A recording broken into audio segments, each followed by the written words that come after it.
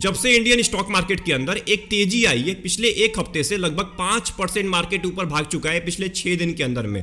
अब लोग पागल हो गए, लोग पागल होकर पैसा इन्वेस्ट करना स्टार्ट कर दिए हैं। कुछ लोग तो ऐसे हैं ना जो एसआईपी बंद करके बैठे हुए थे। ये पता नहीं किस दुनिया से लोग आए हुए हैं, बट एसआईपी बंद करके बैठ चुके थे पिछले 2-3 महीने से। मार्केट नीचे गिर रहा था, इन्होंने एसआईपी बंद कर दिया था, लमसम से पैसे निकाल लिए थे। और वही लोग आज के टाइम में एसआईपी करना स्टार्ट कर चुके हैं जब से मार्केट ऊपर जाना स्टार्ट हुआ है। लोग म्यूचुअल फंड की तलाश कर रहे हैं कि अभी के टाइम में वो कौन सा म्यूचुअल फंड है जिसमें लमसम करना चाहिए जैसे ही मार्केट ऊपर जाना स्टार्ट हुआ है। इनके बारे में हम थोड़ी देर में बात करने वाले हैं। उससे पहले एक मोस्ट इंपॉर्टेंट सवाल निकल के आ रहा है कि क्या अभी के टाइम में लमसम इन्वेस्टमेंट करना सही रहेगा स्टॉक मार्केट के अंदर या म्यूचुअल फंड के अंदर, क्योंकि 2 अप्रैल को आप सभी लोगों को पता है रेसिप्रोकल टैरिफ अप्लाई होने वाला है। डोनाल्ड ट्रंप ने यह साफ साफ बोल दिया है कि भारत के ऊपर रेसिप्रोकल टैरिफ अप्लाई होगा ही होगा। जितना भारत टैक्स लगाता है अमेरिका के ऊपर, उतना अमेरिका भी टैक्स लगाने वाला है भारत के ऊपर। अब इसके वजह से इंडियन स्टॉक मार्केट के ऊपर गलत इंपैक्ट पड़ने वाला है अगर रेसिप्रोकल टैरिफ अप्लाई होगा। तो क्या हमें 2 अप्रैल तक का वेट करना चाहिए, उसके बाद लमसम करना चाहिए? क्या अभी के टाइम में सबसे परफेक्ट टाइम है लमसम करने का? इसके बारे में हम बात करने वाले हैं। तो ये वीडियो आपके लिए बहुत ज्यादा इंपॉर्टेंट है। अगर आप एक लमसम के इन्वेस्टर हैं या कहीं भी आप पैसा इन्वेस्ट करना चाहते हैं अभी के टाइम में, तो आपके लिए वीडियो इंपॉर्टेंट होने वाली है। इस पूरे वीडियो को ध्यान से वॉच करिएगा, तभी आपको समझ में आने वाला है, तभी आप एक अच्छा इन्वेस्टमेंट डिसीजन ले पाएंगे। तो देखिए, सबसे पहले हम बात करें कि अभी के टाइम में लमसम करना चाहिए कि नहीं करना चाहिए। उससे पहले मैं आपके सामने कुछ इंपॉर्टेंट चीजें बताने वाला हूं, इसको ध्यान से सुनिएगा। अब देखिए, अभी के टाइम में जितना मार्केट हमारा नीचे गिर चुका था, लगभग 21,800-900 पॉइंट पे पहुंच चुका था। अब जब 22,000 से भी नीचे जा चुका था हमारा मार्केट, उतना नीचे नहीं जाने वाला है। अब ये उम्मीद लगाना बंद कर दीजिए कि मार्केट उतना नीचे दोबारा गिरेगा तो मैं लमसम करना स्टार्ट करूंगा, क्योंकि मैंने पिछले 3-4 महीने के अंदर में बहुत सारी लमसम की वीडियो बनाई है और उसके अंदर जिन लोगों ने पैसा इन्वेस्ट किया होगा वो अभी के टाइम में सबसे लकी इन्वेस्टर हैं। वो सबसे ज्यादा पैसा बनाने वाले हैं जो उस टाइम पे टाइमली लमसम कर रहे थे, अपने एसआईपी को कंटिन्यू किए थे, सेलिंग नहीं कर रहे थे पैनिक होके। वो अभी के टाइम में सबसे ज्यादा पैसा बना के निकलेंगे। और जो लोग बैठ के वेट कर रहे थे या जो लोग पैसा निकाल लिए थे, उनका सबसे ज्यादा लॉस हो रहा होगा अभी के टाइम में, क्योंकि आपने ऑलरेडी लॉस के अंदर बुक किया था, आपने ऑलरेडी लॉस में पैसा बुक किया था, वहां से आपने लॉस के अंदर पैसा निकाला था। और अभी के टाइम में जब मार्केट इतना ऊपर जा चुका है, अगर आप अभी के टाइम में पैसा इन्वेस्ट करेंगे तो ऑलरेडी आप लॉस में होंगे। भले ही आपको प्रॉफिट दिख रहा होगा, बट आप लॉस में होंगे, क्योंकि आपने वहां से लॉस में बुकिंग किया था। तो ये गलतफहमी अपने दिमाग से निकाल दीजिए कि जब मार्केट नीचे गिरता है तो उस टाइम पे पैसा निकाल लेना सबसे सेफ ऑप्शन होता है। आप सोचते हैं कि मैं बहुत ज्यादा चालाक इंसान हूं, आपसे ज्यादा मूर्ख इंसान कोई नहीं हो सकता है, क्योंकि मैं चिल्ला चिल्ला के बोल रहा था पिछले 3-4 महीने से कि पैसा मत निकालिए, मत पैनिक होइए, पैसा इन्वेस्ट करते रहिए, कम से कम एसआईपी को कंटिन्यू करिए। अगर आप लमसम नहीं कर सकते हैं, अगर आपके पास पैसा नहीं है, तो कम से कम अपने एसआईपी को कंटिन्यू रखिए। एसआईपी अगर आप करते हैं ना, तो आपको कम दाम के अंदर में ज्यादा यूनिट मिलने वाला है। कम से कम पिछले 2-3 महीने के अंदर में जब मार्केट सबसे ज्यादा नीचे गिरा हुआ था, उसके बावजूद भी आप लोगों ने सेलिंग किया। और अभी के टाइम में बहुत सारे लोग बैठ के पछता रहे हैं कि जब मैंने सेलिंग करना स्टार्ट किया उसके बाद मार्केट ऊपर जाना स्टार्ट हो चुका है। ये सबसे बड़ी बेवकूफी होती है स्टॉक मार्केट के अंदर में, और इस बात से आपको सीख लेनी है कि स्टॉक मार्केट ऐसे ही बिहेव करता है। स्टॉक मार्केट का यही काम होता है, 3-4 महीने नीचे गिरेगा तो उसके बाद ऊपर भी जाएगा। इस पे आपको विश्वास करना पड़ेगा। अगर आप विश्वास नहीं करते, आपके लिए स्टॉक मार्केट नहीं बना हुआ है। वहीं जो टाइम पे वहां पे लमसम कर रहे थे, टाइम पे एसआईपी कर रहे थे, वो अभी के टाइम में सबसे ज्यादा खुश होंगे, उनका सबसे ज्यादा अभी के टाइम में प्रॉफिट बन रहा होगा। और लॉन्ग टर्म के अंदर में भी वही लोग पैसा बनाएंगे जो अभी के टाइम में मार्केट में टिके हुए थे। अब यहां पे एक बहुत बड़ा सवाल निकल के आ रहा है कि क्या अभी के टाइम में लमसम करना चाहिए, ये थोड़ा सा और वेट करना चाहिए, और कौन से म्यूचुअल फंड है जिसमें आपको अभी के टाइम में लमसम करने के बारे में सोचना चाहिए।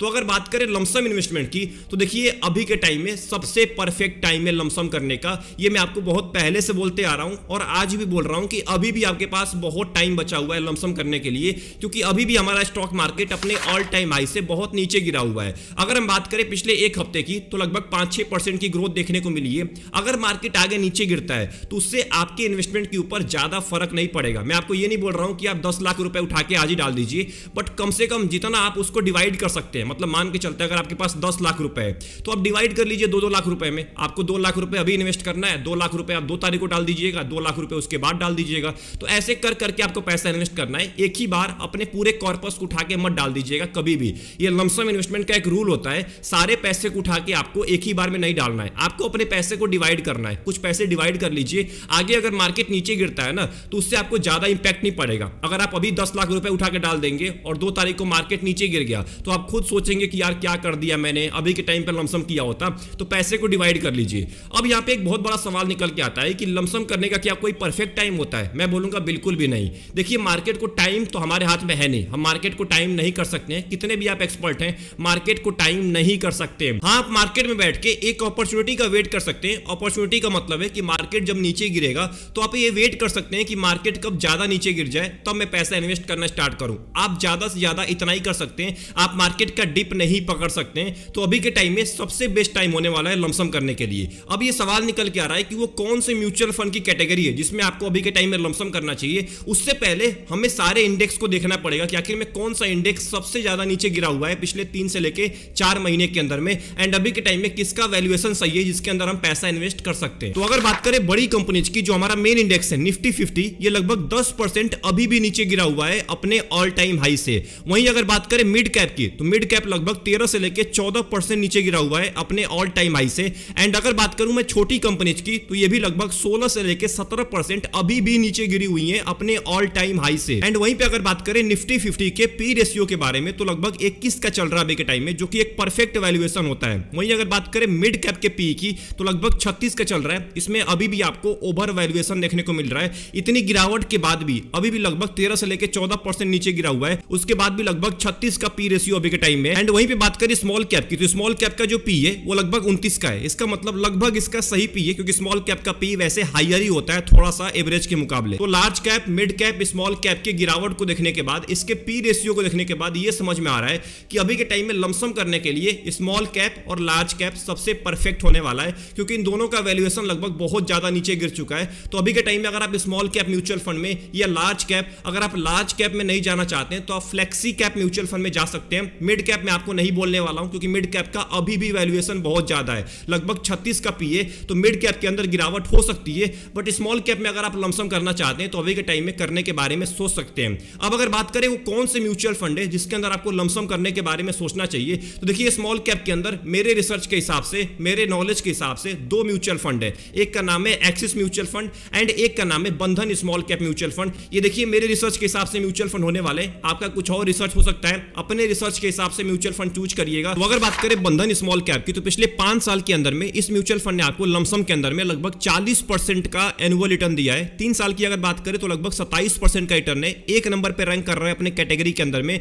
2 साल में भी अपने 1 नंबर पे रैंक कर रहा है। एंड अगर पिछले 3 महीने, 1 महीने या 1 हफ्ते की बात करें तो अच्छा खासा रिटर्न दिया है, अपने कैटेगरी के मुकाबले सबसे कम नीचे गिरा हुआ है। अगर आप इस म्यूचुअल फंड में 10,000 रुपए का लमसम किए होते जब ये फंड स्टार्ट हुआ था 2020 के अंदर में, तो इसकी वैल्यू 45,000 रुपए से ज्यादा हो जाती। लगभग आपको 34% का एनुअल रिटर्न दिया है और 1 नंबर पे रैंक कर रहा है अपने पूरे कैटेगरी के अंदर में। वहीं अगर बात करें एक्सिस म्यूचुअल फंड की, तो 10 साल के अंदर में लगभग आपको 19% का एनुअल रिटर्न दिया है। सबसे मोस्ट इंपॉर्टेंट, अभी के टाइम में 6 महीने, 3 महीने, 1 महीने के अंदर में अपने कैटेगरी एवरेज के मुकाबले कम नीचे गिरा हुआ है। अगर 6 महीने और 3 महीने की बात करें तो लगभग 2 नंबर और 3 नंबर पे रैंक कर रहा है अपने पूरे कैटेगरी के अंदर में। अगर आप 10,000 रुपए का लमसम किए होते एक्सिस स्मॉल कैप के अंदर 2013 के अंदर में, जब ये फंड स्टार्ट हुआ था, तो आज इसकी वैल्यू 1,11,000 से भी ज्यादा हो जाती। लगभग आपको 23% का एनुअल रिटर्न दिया है पिछले 12 साल के अंदर में और अपने कैटेगरी एवरेज को बुरी तरह से बीट कर दिया है। वहीं अगर बात करें बंधन स्मॉल कैप के पोर्टफोलियो के बारे में, तो पोर्टफोलियो टर्नओवर रेशियो केवल 56% का है।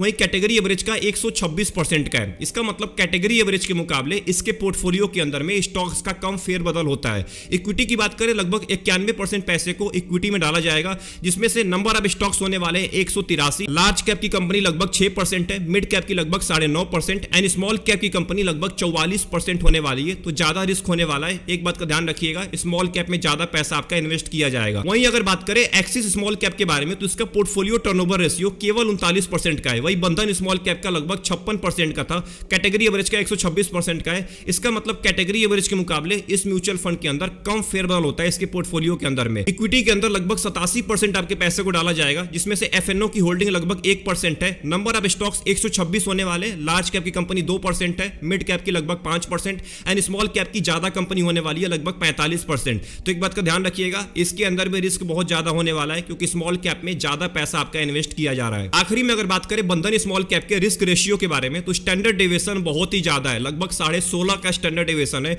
वहीं कैटेगरी का लगभग 15.5 का है। इसका मतलब वोलेटिलिटी आपको ज्यादा दिखने वाली है फ्यूचर के अंदर में। बीटा भी लगभग कैटेगरी एवरेज से ज्यादा है। इसका मतलब कैटेगरी एवरेज के मुकाबले आपको ज्यादा गिरावट देखने को मिल सकती है, बट 1 से कम बीटा है। है, इसका मतलब मार्केट से कम नीचे गिरने वाला है। शार्प रेशियो 1 से ज्यादा है, इसका मतलब आपको रिस्क एडजस्टेड रिटर्न बहुत ही अच्छा मिलने वाला है बंधन स्मॉल कैप के अंदर। वहीं अगर बात करें एक्सिस स्मॉल कैप के रिस्क रेशियो के बारे में, तो स्टैंडर्ड डेविएशन बहुत ही अच्छा है, केवल 13 का है। वहीं कैटेगरी एवरेज का 15.5 का है एंड बंधन स्मॉल कैप का 16.5 का था। इसका मतलब इसमें वोलेटिलिटी बहुत ही कम होने वाली है।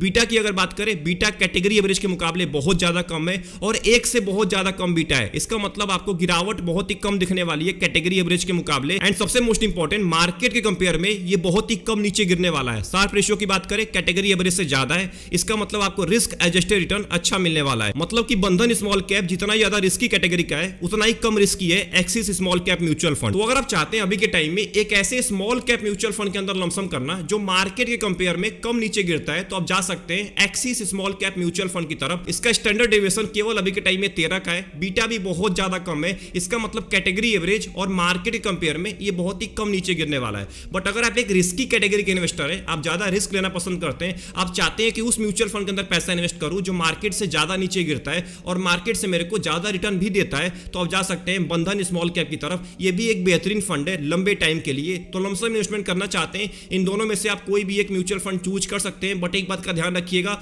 ये बहुत ही रिस्की कैटेगरी के अंदर आते हैं, तो अपना रिसर्च जरूर करिएगा, अपने गोल के हिसाब से म्यूचुअल फंड चूज करिएगा। हो सकता है आपका गोल कुछ दूसरा हो, आप स्मॉल कैप के लिए ना बने हुए हो, तो आपके लिए हो सकता है फ्लेक्सी कैप कैटेगरी सबसे बेस्ट हो सकती है। तो अभी के टाइम में अगर बात करें फ्लेक्सी कैप कैटेगरी की, तो हमारे लिस्ट के अंदर 2 म्यूचुअल फंड है, एक का नाम है क्वांट फ्लेक्सी कैप एंड एक का नाम है HDFC फ्लेक्सी कैप। ये दोनों म्यूचुअल फंड मेरे रिसर्च के हिसाब से, आप अपना खुद का रिसर्च करिएगा, उसके बाद पैसा इन्वेस्ट करिएगा। अगर हम बात करें क्वांट फ्लेक्सी कैप की, तो यहां पे देखिए 10 साल के अंदर में लगभग आपको 19.5% का एनुअल रिटर्न दिया है और 1 नंबर पे रैंक कर रहा है अपने कैटेगरी के अंदर में। 5 साल की बात करें, अभी भी 1 नंबर पे रैंक कर रहा है अपने पूरे के पूरे कैटेगरी के अंदर में।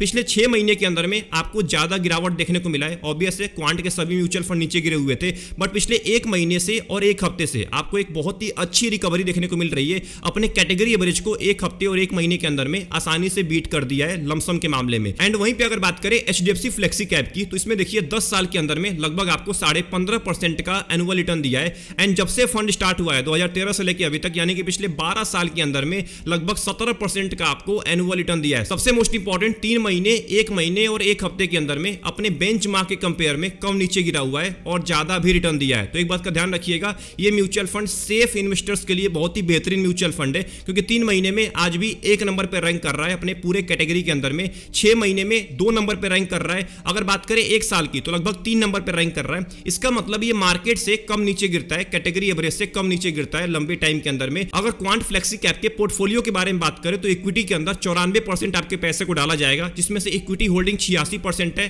FNO के अंदर भी आपके पैसे को डाला जाता है लगभग 8%। नंबर ऑफ स्टॉक्स 39 होने वाले हैं। लार्ज कैप की कंपनी ज्यादा है, लगभग 44% है। मिड कैप की लगभग 17.5% एंड स्मॉल कैप की लगभग 8% है। वहीं पे अगर बात करें HDFC फ्लेक्सी कैप के पोर्टफोलियो के बारे में, तो इसका पोर्टफोलियो टर्नओवर रेशियो केवल 33% का है। वहीं कैटेगरी एवरेज का 266% का है। इसका मतलब कैटेगरी एवरेज के मुकाबले ना के बराबर इसके पोर्टफोलियो के अंदर फेरबदल होता है। फंड मैनेजर स्टॉक्स को पिक करता है तो लंबे टाइम तक होल्ड करता है। इक्विटी में लगभग 88% आपके पैसे को डाला जाएगा। नंबर ऑफ स्टॉक्स लगभग 57 होने वाले। लार्ज कैप की कंपनी 60% है, मिड कैप की लगभग 4%, स्मॉल कैप की केवल 4% ही कंपनी होने वाली है। तो लार्ज कैप में ज्यादा पैसा इन्वेस्ट किया जाएगा तो रिस्क बहुत ज्यादा कम होने वाला है। एंड आखिरी में अगर बात करें क्वांट फ्लेक्सी कैप के रिस्क रेशियो के बारे में, तो स्टैंडर्ड डेविएशन बहुत ही ज्यादा है, लगभग 17 का स्टैंडर्ड डेविएशन है।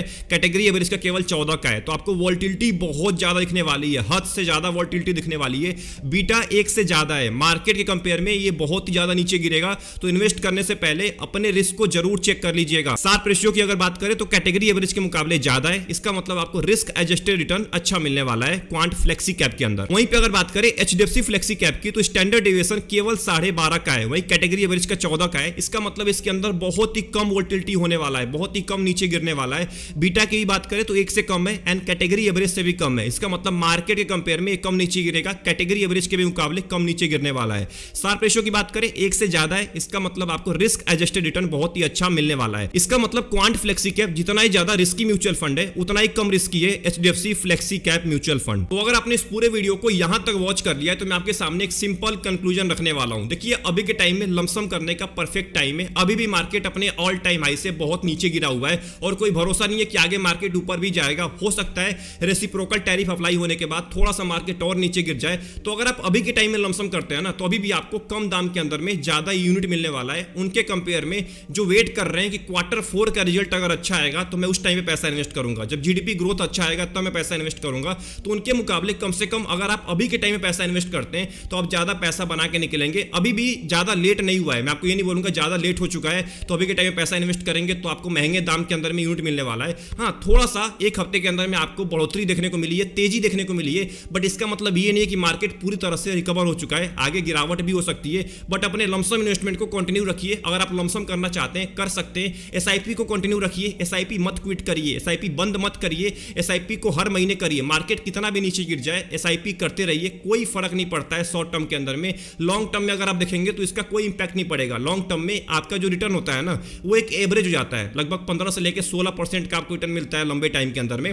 तो अभी के टाइम में अगर आपको जो गिरावट दिख रही है ना, इससे ज्यादा इंपैक्ट नहीं पड़ना चाहिए अगर आप एक लॉन्ग टर्म के इन्वेस्टर हैं। मैंने 2 म्यूचुअल फंड के बारे में बात किया, दोनों कैटेगरी के, flexi cap and small cap की। इन दोनों कैटेगरी के अंदर आप इन्वेस्ट करने के बारे में सोच सकते हैं। अपने हिसाब से म्यूचुअल फंड चूज करिएगा। मेरी बात मान के या किसी और की बात मान के आपको आंख बंद करके कहीं भी लमसम या एसआईपी इन्वेस्टमेंट नहीं करना है। दोनों कैटेगरी के मैंने 2 म्यूचुअल फंड आपको बताए हैं, एक रिस्की म्यूचुअल फंड और एक कम रिस्की म्यूचुअल फंड। तो अगर आप एक रिस्की कैटेगरी के इन्वेस्टर हैं तो आप रिस्की म्यूचुअल फंड में जा सकते हैं। अगर आप सेफ इन्वेस्टर हैं तो सेफ म्यूचुअल फंड को चूज कर सकते हैं। मैंने आपके सामने दोनों म्यूचुअल फंड का ऑप्शन रख दिया है। आई होप आपको ये पूरी वीडियो पसंद आई होगी। इस पूरे वीडियो से आपको कुछ ना कुछ सीखने को मिला होगा। अगर कोई भी डाउट चल रहा है आपके माइंड में, कमेंट बॉक्स खाली पड़ा हुआ है, कमेंट बॉक्स के अंदर टाइप करना मत भूलिएगा। आपका क्या ओपिनियन अभी के टाइम में, मार्केट कितना ऊपर जा सकता है या बुल रन की शुरुआत हो चुकी है, इसके ऊपर आपका क्या बोलना है कमेंट बॉक्स के अंदर ये भी टाइप करना मत भूलिएगा। मिलते हैं एक और इंपॉर्टेंट वीडियो में, तब तक के लिए अपना ध्यान रखिए। Best of luck, take care.